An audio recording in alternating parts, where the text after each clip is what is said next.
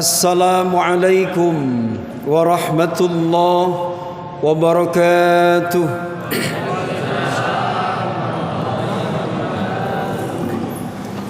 A'udzu billahi minasy syaithanir rajim. Bismillahirrahmanirrahim.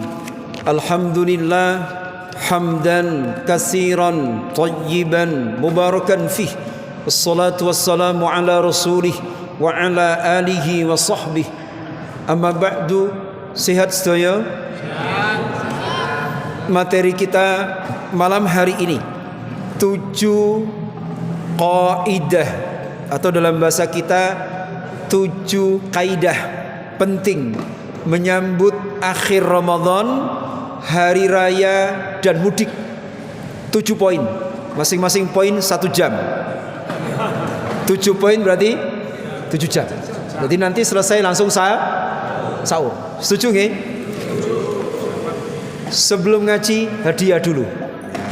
Saya membawa banyak hadiah. Ada kopiah kecil. Kalau ini besar, ya, warna biru.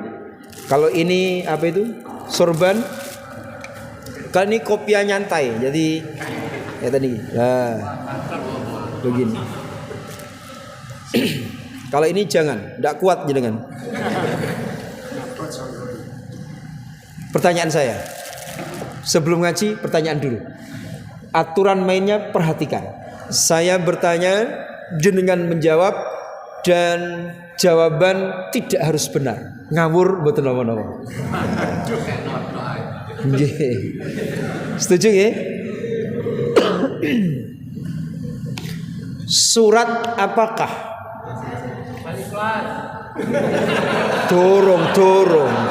Dorong wayahe. Wong dorong selesai dibacakan pertanyaannya. Ini offset, menyalahi aturan. Surat apakah yang sunnah dibaca sebelum tidur? Di mana kalau kita membaca surat ini, itu diselamatkan oleh Allah dari kemusyrikan. Niki. Milih pundi? Sing apik. Lho niki nyar kabeh niki. Sorban. Ya. Baik. Jawabannya salah.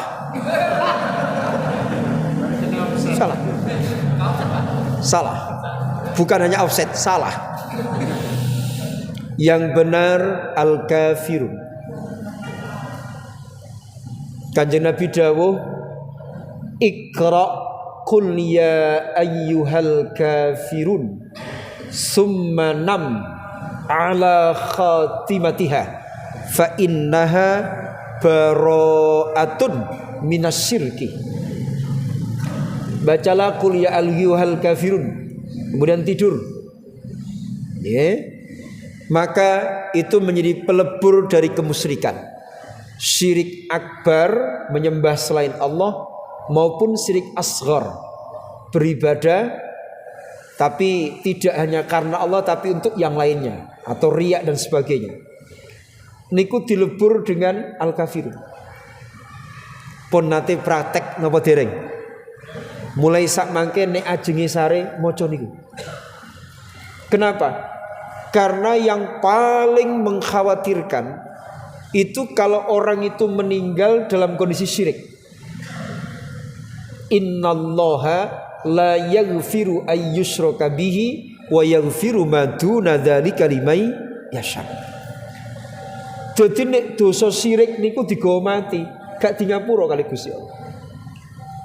Tapi kalau pernah dalam fase kehidupan itu pernah syirik, kemudian bertobat di ngapura, sing bebayani niku kalau syirik dibawa mati. Mila dianjurkan sebelum tidur. Kenapa? Karena banyak orang yang tidur iku bablas gak tangi maneh. Betul. Mila sadurunge mati, sadurunge tidur itu diresiki dulu dari kemusyrikan. Maka ulama menganjurkan ini tidur yang umum, baik terlentang seperti biasa ataupun tidur sambil duduk. Kapan tidur sambil duduk? Biasanya di kendaraan. penumpang tidur tiba-tiba mati nyelbul jurang atau tiba-tiba kecelakaan. Wonten apa mboten? Banyak.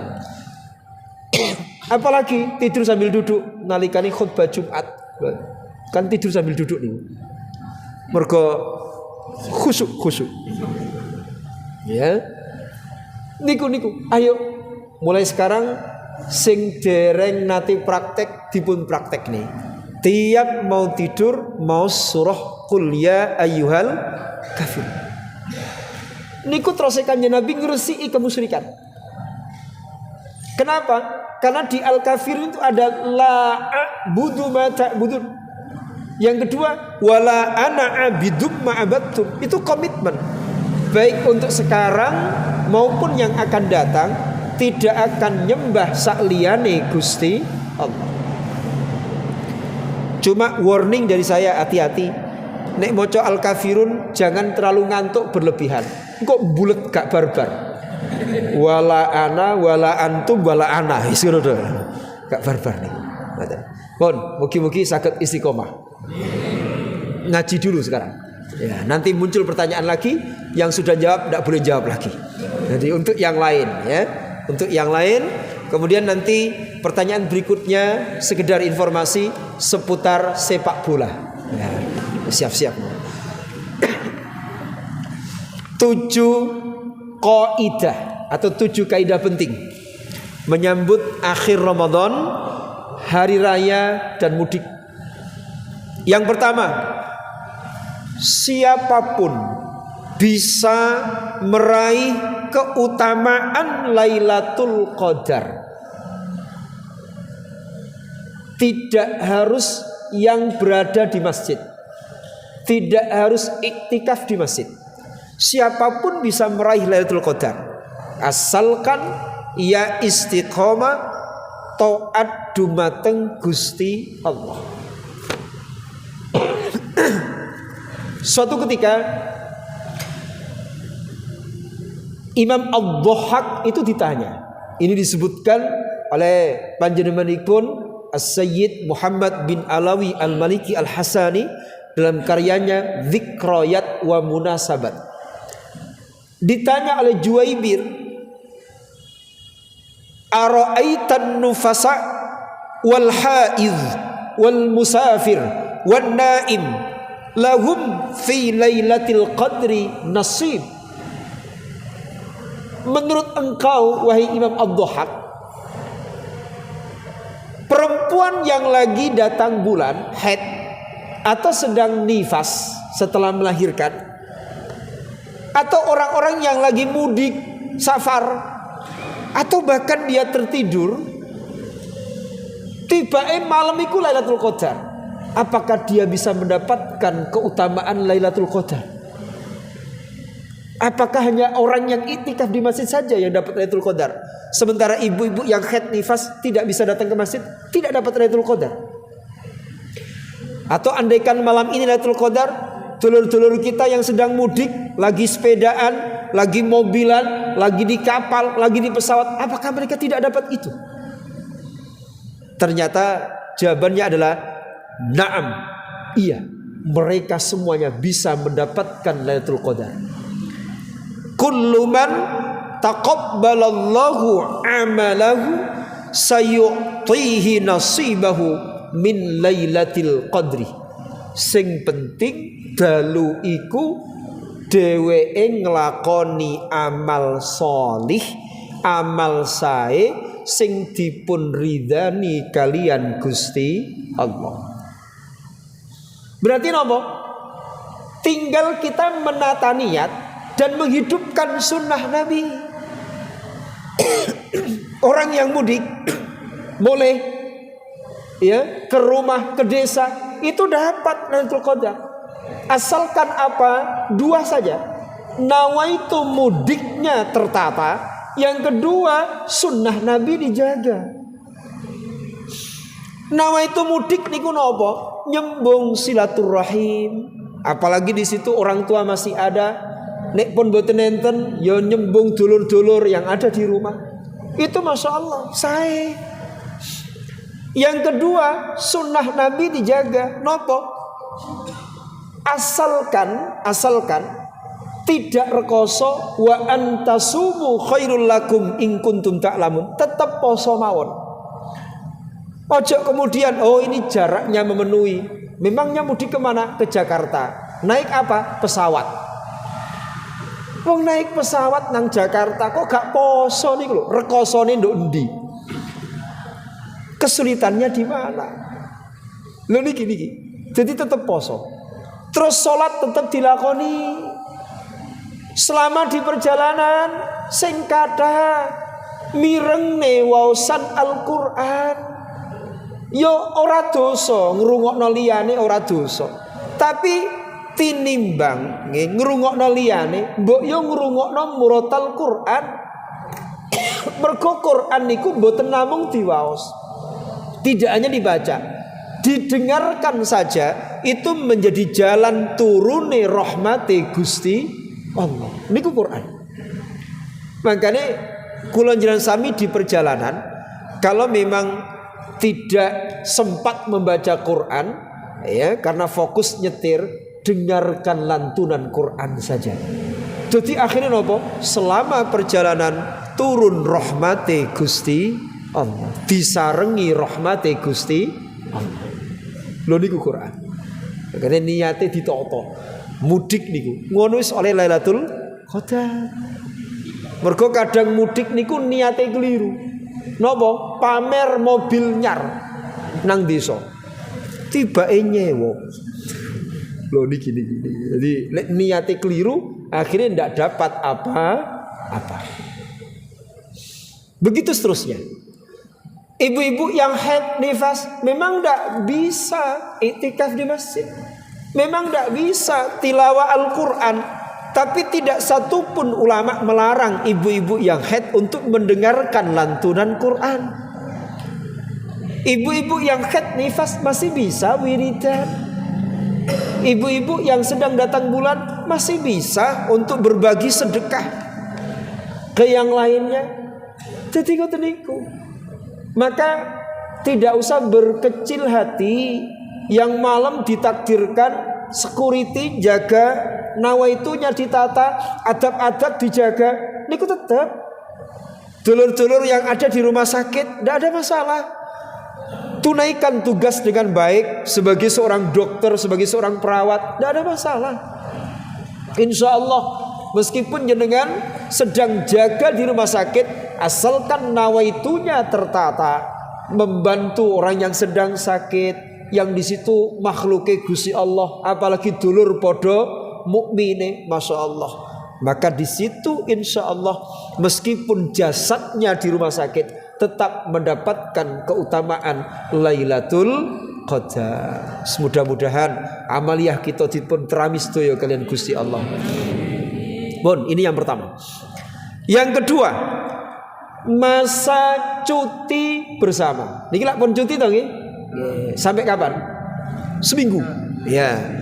Hendaknya dipergunakan untuk memperbanyak tilawah maos Al-Quran. Jadi ngeten, kalau seumur hidup belum pernah khatmul Quran, niku kudune nangis. Saestu. Ayo nangis teng Gusti Allah. Duh Gusti, kula kok dereng pernah khatmul Quran.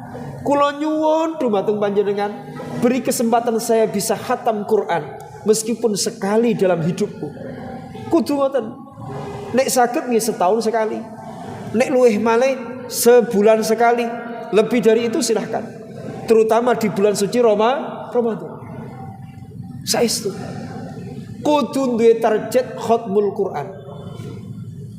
Maka jadikan Quran itu sebagai dua. Satu wiridan, dua pedoman. Jadi Quran sebagai wiridan itu harus ada target khatam. Yang kedua sebagai pedoman, maka di situ dipelajari tafsirnya, dipelajari hadis yang menjelaskannya, dipelajari karya ulama yang menjelaskan tentang apa yang ada di dalamnya. Silahkan. Tapi target khatam harus tetap ada. saestu harus termotivasi. Krana napa? Ketika khatmul Quran niku ribuan malaikat hadir. Riwayatnya macam-macam. Ada yang menyebut angka, misalnya di riwayat Musnad Ad-Darimi itu 4,000 malakin. 4.000 malaikat hadir mengamini doa orang yang khatmul Quran. Riwayat yang lain 6.000, riwayat yang lain itu ada yang 60.000. Wallahu alam. Yang penting ribuan. Niku, makanya wong niku aneh. Kepengen Lailatul Qadar iku didatangi ribuan malaikat. Padahal pada saat khatmul Quran ribuan malaikat niku hadir untuk mengamini doa kita. Betul. Makanya ayo didisiplinkan diri kita ini, disempatkan waktunya. Kalau memang belum bisa membaca, mohon kepada pengurus masjid sini untuk mengadakan ya latihan, kemudian tahsin bacaan Quran untuk yang dewasa. Supaya apa? Semuanya bisa merasakan nikmatnya khatmul Quran. Teng mriki wonten taman kawak-kawak mboten? Pembelajaran Quran untuk dewasa sampun wonten? Derek. Itu disediakan. Mboten. Nek zaman Nabi rumiyin niku mboten saged maos Quran. Orang Islam yang di Indonesia masuk Islam belum bisa baca Quran dianggap wajar. Karena apa? Waktu itu Masya Allah Quran yang berbentuk mushaf itu belum ada di situ. Di masa Khalifah Abu Bakar baru dikodifikasi. Itu pun sedunia satu saja, satu mushaf. Diperbanyak di masa Khalifah Utsman. Itu pun belum ada titik dan harokatnya. Maka di masa itu wong gak iso baca Quran itu dianggap dimakfu. Tapi kalau sekarang Masya Allah tiap gang, tiap musola, tiap masjid niku wonten sing ngajarno Al-Quran. Makanya ayo dipikirno saestu tenanan. Sesuk nalikane nang kuburan kita niku ditangleti kitabmu apa? Mboten saged diapalno saiki. Engko tak apalno rek nek ditakoki malaikat kitabmu apa tak jawab Al-Quran. Karena yang menjawab adalah amaliyah kita selama hidup di dunia. Nek nang donya mboten kersa, tidak mau membiasakan membaca Quran, mendengarkan Al-Quran, tadabbur Al-Quran, sulit untuk menjawab pertanyaan itu. Makanya ayo sarang-sarang nggih, usia jangan menghalangi kita untuk belajar bersama. Justru ketika tinakdir belum sampai khatam Quran, tapi sudah ada niat untuk bisa menghatamkan dan itu diwujudkan dengan belajar, maka insya Allah innamal a'malu bin niat, ditulis seperti apa yang dia niatkan. Ngaten nggih? Ayo semangat. Mudah-mudahan dimudahkan semua kalian Gusti Allah.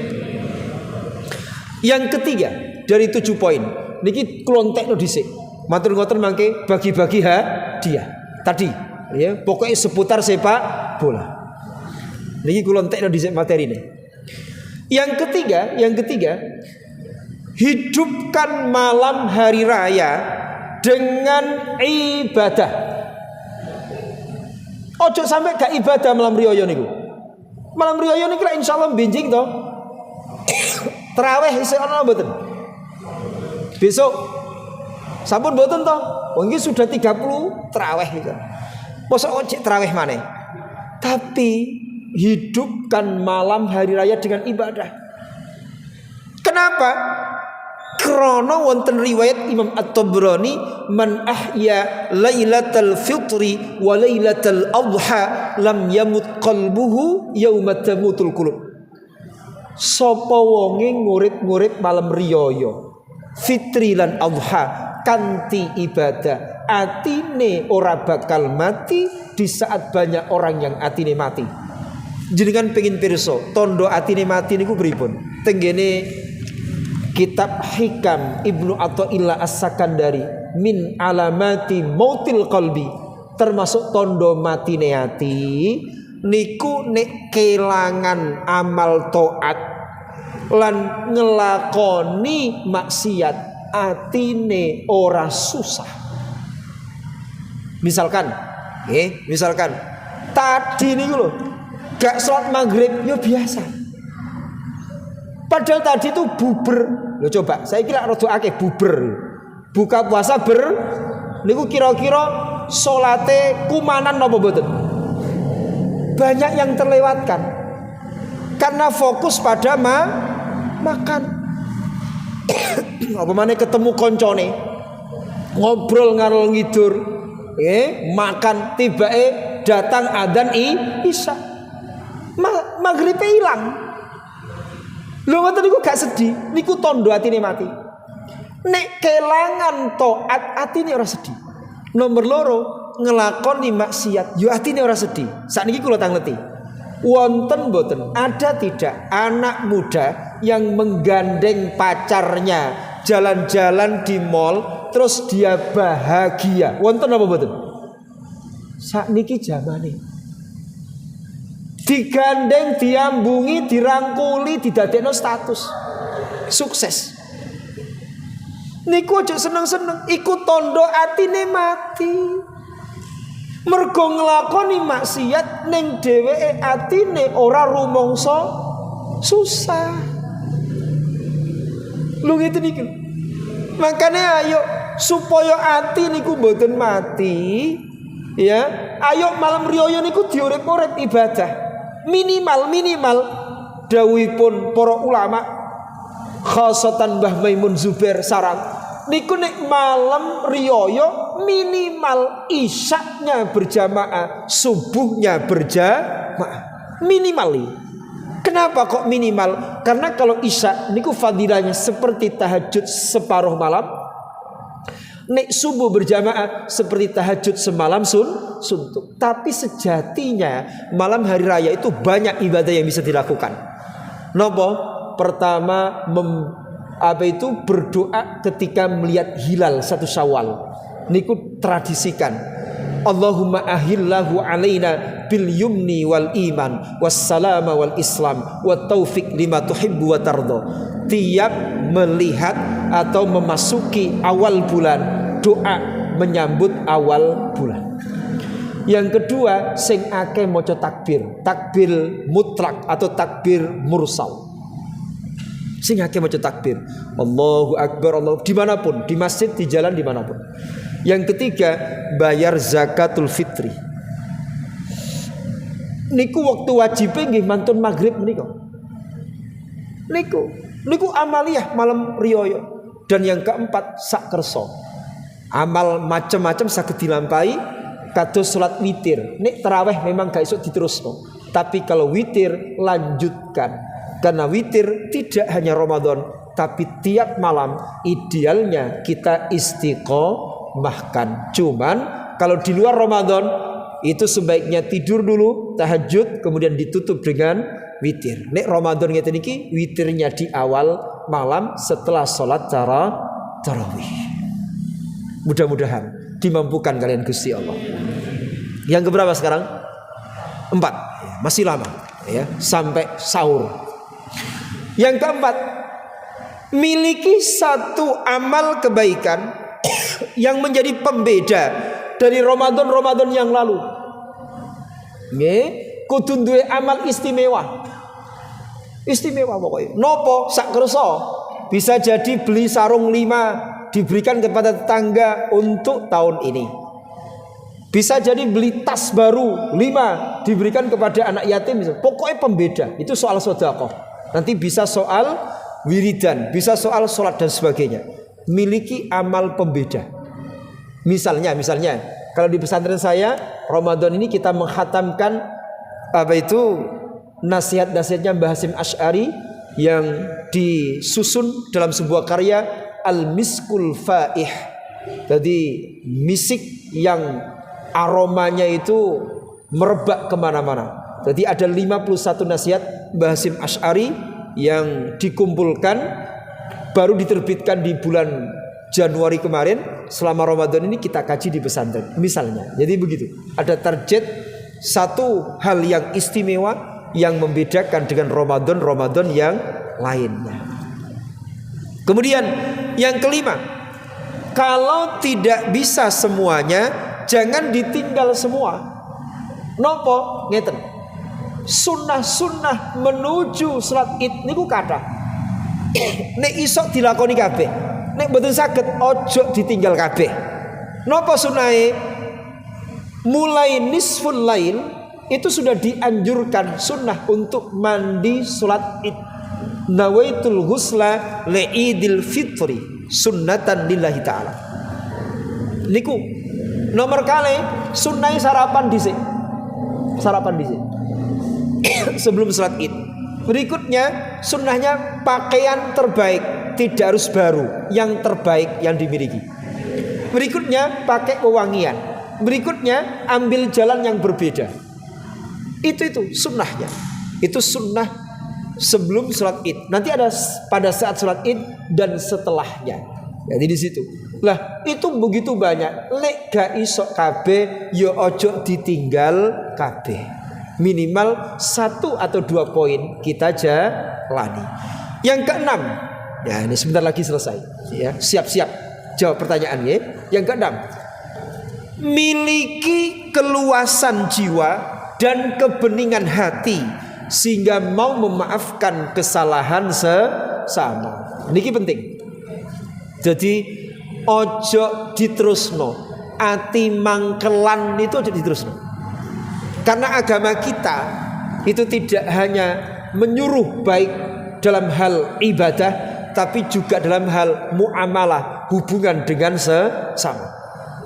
Jadi poso, maca Quran, sedekah niku apik. Tapi kalau tidak akur, tidak bertegur sapa, musproh amale. Mboten ditampa kali Gusti Allah, tidak dilaporkan ke Allah. Lho niku lho. Makane atine saestu dipun jagi. Ojo duweni ati atos-atos kepada orang tua, kepada mertua, kepada istri, kepada suami, kepada anak. Atine dijogo. Sing gelem ngapura salahe wong liya, sadari orang tua, mertua, anak atau tetangga itu kabeh menungso, duduk nabi. Nek nabi mesti orang duwe dosa, nek liyane nabi pasti punya potensi untuk salah. Sehingga apa? Kita mau memaafkan dan kita mau minta maaf. Ngoten nggih? Nah, teng ngriku guru kula Abu Ya Lutfi Muhammad mengajarkan ben atine jembar itu jenengan kita setelah sholat letakkan tangan kanan di dada sebelah kiri, jenengan baca surah Al-Nasrah 3 kali. Niku insya Allah atine jembar, mudah memaafkan kesalahan orang lain, bahkan isok sumeleh atine nrimo ing takdire Gusti Allah. Ngoten nggih? Pun terakhir 7. Siap-siap matem ngeten. Siap-siap. Yang ketujuh. Apa? 7 kaidah menyambut akhir Ramadan, hari raya dan mudik. Yang ketujuh adalah jangan nyelonong. Adab di atas ilmu. Nopo niki? Ketika sudah ada di desa, itu jangan kemudian pas waktunya sholat di masjid atau musola kita merasa, oh saya orang kota, hafal Quran, sarjana atau macam-macam. Lah yang di desa tidak pernah kuliah, mungkin bacaannya itu tidak sebagus dia. Jangan kemudian maju jadi imam. Jangan. Jadi pemimpin atau Pak Mudin atau imam di situ lebih berhak daripada orang luar, meskipun mungkin bacaannya tidak sebagus makmumnya. Mboten nopo. Karena itu warning dari Nabi kita. Jadi la ya umanna. Jadi ar-rajul, ojo sampai seseorang itu menjadi imam di wilayahnya orang lain. Jadi begitu. Maka adab dijaga kecuali kalau dipersilahkan sumangga jenengan mboten teng mriki bendinten pompong teng mriki kula aturingi mami ndak apa-apa. Tapi kalau tidak dipersilahkan ojo kemudian maju nyelonong dhewe niki mboten sae. Paham nggih? Ngoten mawon, mugi-mugi barokah. Sakjane ada satu lagi, nopo? Nek mudik nang omah ojo lali nggawa oleh-oleh. Nah, niku penting, niku penting. Nggih. Dadi ojo sampe mulai nang desa nggo beras akeh teko Surabaya gak nggawa apa-apa. Wonten sing ngoten niku? Oh, kathah wis. Ojo disudono sapa wis. Wis saniki hadiah. Siapa cepat dia dapat. Yang sudah dapat hadiah ndak boleh. Siapakah asisten Patrick Kluivert? Nggih ngriki. Budi. Sing budi. Oke. Berikutnya, siapakah pencetak gol timnas Indonesia ketika melawan Bahrain? Oleh Romeni. Yang mana? Nggih. Siapakah pemain naturalisasi terbaru pelapis Martin Pas? Nggih, ngriki.